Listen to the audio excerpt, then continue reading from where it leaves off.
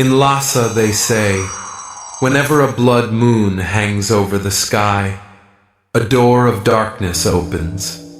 On that night, it is not light that shines upon people, but the gaze of restless souls. Elders whisper that once, on a Halloween night aligned with a blood moon, figures of monks were seen chanting atop the Potala Palace, voices belonging to those who had been dead for centuries. And if you ever hear your name whispered beneath that crimson moon, remember, it is no longer the living calling you. Lhasa, capital of Tibet, where the Potala Palace towers over the snowy mountains. But on this Halloween night, when a lunar eclipse turned the moon crimson, the sky burned red, the blood moon loomed above the palace, casting its glow over Jokang Square, where thousands of butter lamps trembled like fragile souls. The crowd knelt in silence. They believed tonight karma itself would open its eyes. Whoever prayed under the blood moon would hear whispers, not from this world. Among the pilgrims, a group of young travelers pushed forward. In their eyes, the red light was both sacred and terrifying. One whispered, "Why do I feel as though something is staring right at me?" Then, suddenly, all the butter lamps went out.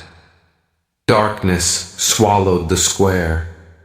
Only the blood moon remained, bathing Potala in crimson. And from above came a chant, low, distorted, voices that no living monk could have spoken. Yet they echoed directly inside each ear. The blood moon over Lhasa had risen. And soon they would learn it was not only prayers being answered tonight. Potala Palace, usually glowing with the golden warmth of butter lamps, now stood in absolute darkness, its white walls bathed in blood-red light. The crowd froze, breathless. From the palace roof, a funeral drum beat, heavy, slow, like the footsteps of death. A woman trembled, pointing upward. "Look, figures are standing there." On the rooftop, beneath the crimson moon, shadows of robed monks lined up. They held scriptures close, their heads bowed, but their faces were pale, eyeless voids. A sudden gust tore through. Prayer flags snapped apart, fluttering wildly like shredded spirits. A young pilgrim stammered, "They're not alive. Then why does the chanting still rise?" The old guide, face drained of color, pressed his palms and muttered, "Do not meet their gaze. Tonight, the blood moon has opened the gate of karma."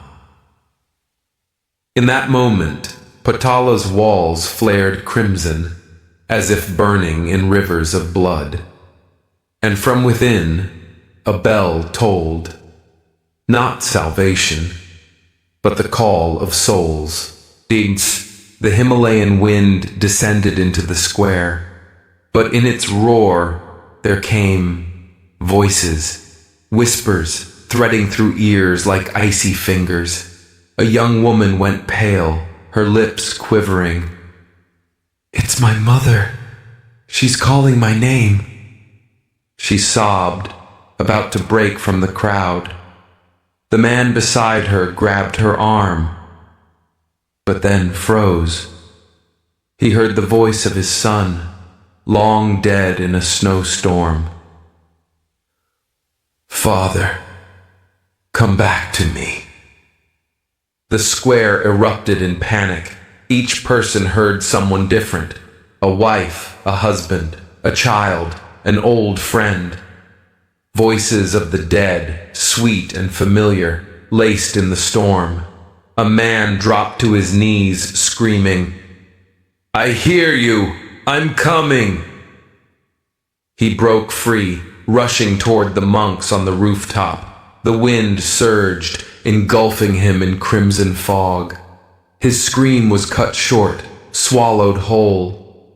The old guide rang his bell desperately, voice breaking. "Don't listen. They are not your loved ones. They are shadows, born of your karma."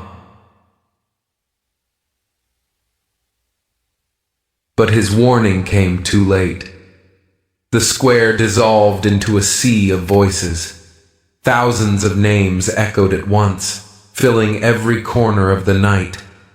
It was no longer the wind that called. It was Potala itself, a loudspeaker for restless souls. At the peak of chaos, a heavy bell thundered from within Potala. But its tone was not of prayer. It was steeped in blood. Each toll shook the crimson sky. The butter lamps relit, but their flames were scarlet, dripping molten blood onto the stone ground. A woman screamed, "The statues! They're bleeding!" On the palace walls, colossal guardian statues cracked open. From their stone eyes, red streams flowed down, tears of blood. The eyeless monks on the rooftop turned their faces down to the crowd. Though empty sockets stared, 1,000 voices chanted in unison, a suffocating liturgy summoning the abyss. The ground quaked, cracks tore open the square. From the fissures, pale hands clawed upward, drenched in blood. One pilgrim was seized, dragged screaming into the earth. His outstretched hand warped into claws before vanishing into darkness.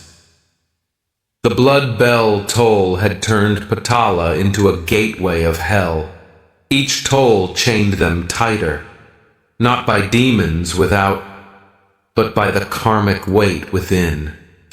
Under the blood moon, the square became a mirror of sins. Each person saw their own past resurrected. An old man shook violently. Before him stood his younger brother, abandoned in a blizzard, now staring with dead white eyes. "Why did you leave me? Why let me freeze alone?" A young woman collapsed, clutching at the air. She saw her stillborn child, blue, lifeless, yet eyes open, whispering, "Mother, why didn't you keep me?" Her wail tore through the square. Another pilgrim spun in terror. He saw the faces of hundreds, villagers burned alive by the fire he once set. Their charred hands reached out, whispering, "Your flames still consume us." With each toll of the bell, another karmic door opened. The sins they thought buried now stood before them, undeniable. The old guide clutched his beads, chanting frantically, "Om Mani Padme Hum! Om Mani Padme Hum!" But he knew no prayer could silence this. For it was not demons they faced.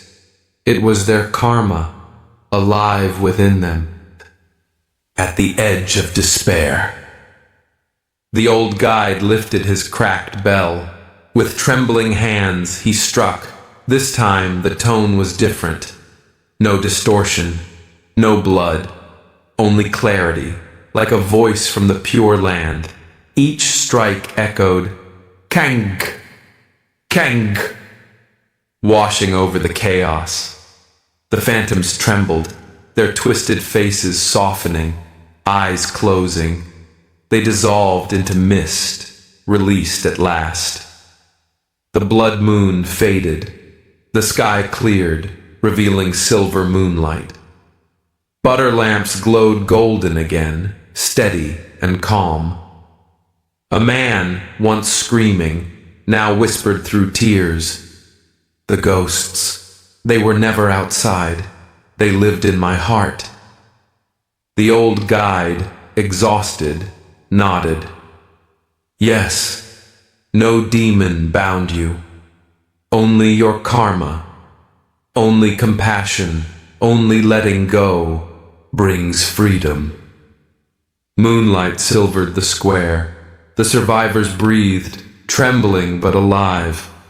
The blood moon had set, but a new door had opened. The door of truth. As the crimson faded, silence returned to Patala. Butter lamps flickered peacefully. The palace stood tall, as it had for centuries. But in the hearts of those who survived, a truth was carved forever. The old guide whispered, "Demons are not out there. They dwell within us. Our greed, our hatred, our grief. Only when we light compassion and release the past can we step beyond karma." The blood moon passed. Potala remained unchanged. But for them, nothing would ever be the same. For they had seen and survived the light of truth. Thank you for walking with me through the blood moon over Lhasa, a forbidden omen. If this story resonated with you, leave a like, share it, and don't forget to subscribe to continue our journey into Tibet's haunted mysteries. And tell me, if one night, under a crimson moon, you heard your name whispered in the wind, would you turn away, or would you step toward the shadows?